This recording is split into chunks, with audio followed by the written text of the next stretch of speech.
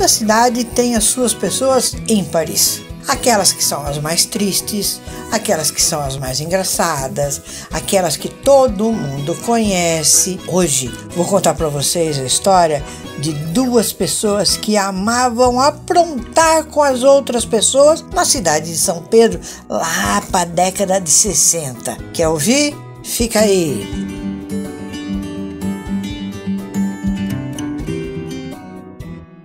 Naqueles tempos, começou uma história de que existia lobisomem no bairro da Vila Nova, aqui em São Pedro. O bairro da Vila Nova, para quem não conhece, é um bairro eminentemente residencial e na época não era tão cheio de gente assim. Tinha as casas com muro baixo, quintais grandes, jardins pelotados de flores e muitos pés de fruta na calçada, nos quintais. Era uma delícia que só vendo aquela época. Quase em todas as casas tinha um lugar onde as pessoas criavam a sua galinha, seus patinhos. Olha, era uma delícia.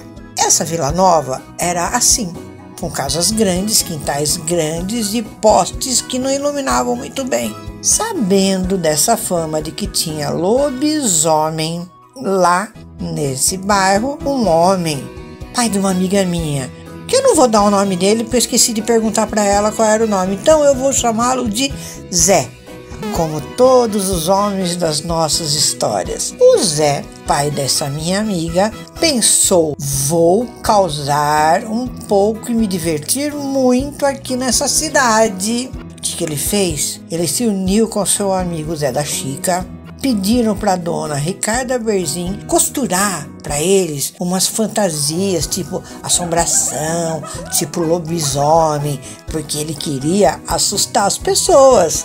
Olha que malandro! Ele era uma pessoa tão divertida que ele amava pregar peças em qualquer situação. Teve uma vez que estava chovendo muito e as pessoas estavam andando na rua, lógico, com guarda-chuva. Ele teve a capacidade de se esconder numa dessas árvores que ficavam na calçada e esperar as pessoas passarem. Quando as pessoas passavam, ele puxava o guarda-chuva da mão das pessoas e as pessoas olhavam e viam aquele guarda-chuva lá no alto da árvore, mas sem ninguém segurando, porque não viam ele estava escondido.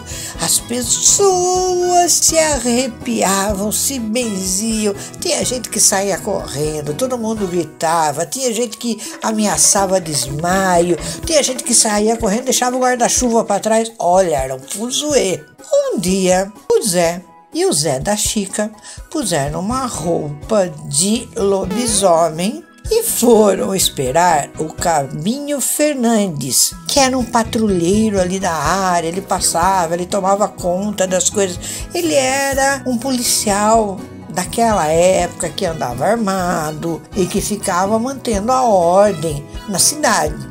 E ele ficava rondando por todos os bairros da época até de madrugada. Num determinado horário, ele ia para casa. Nesse dia, o Cabinho Fernandes tinha acabado a sua ronda e se encaminhado para a sua casa, que ficava naquele bairro que estava com a fama de ter lobisomem. O Zé e o Zé da Chica, mas nem pensaram. E aí, enquanto ainda estava escuro, esperaram o coitado do Cabinho Fernandes passar.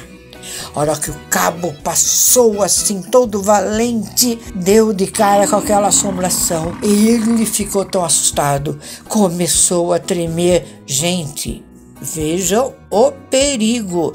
Ele pegou a arma e deu tiro. Poderia ter ocorrido morte naquela hora. E ele gritava.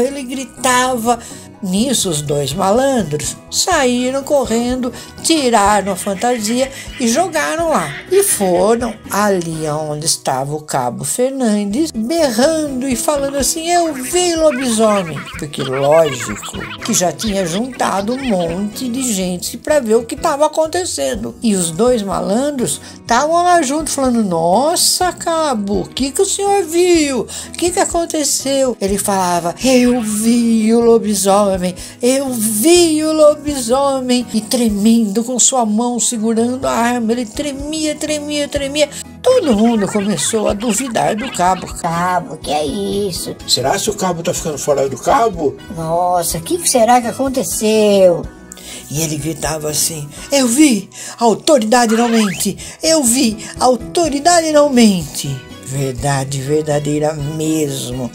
A partir desse dia até o final da vida dele, tinha gente que olhava para ele e falava assim: cabo, eu vi, a autoridade não mente. Oh, saudade daquele tempo, hein?